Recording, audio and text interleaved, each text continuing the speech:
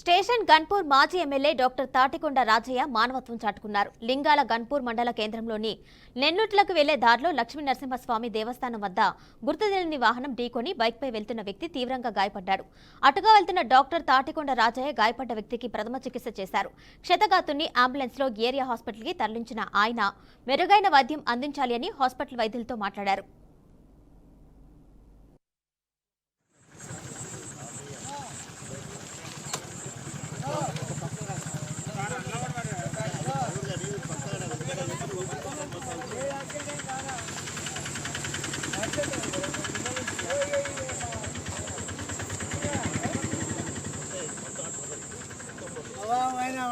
నేను బయట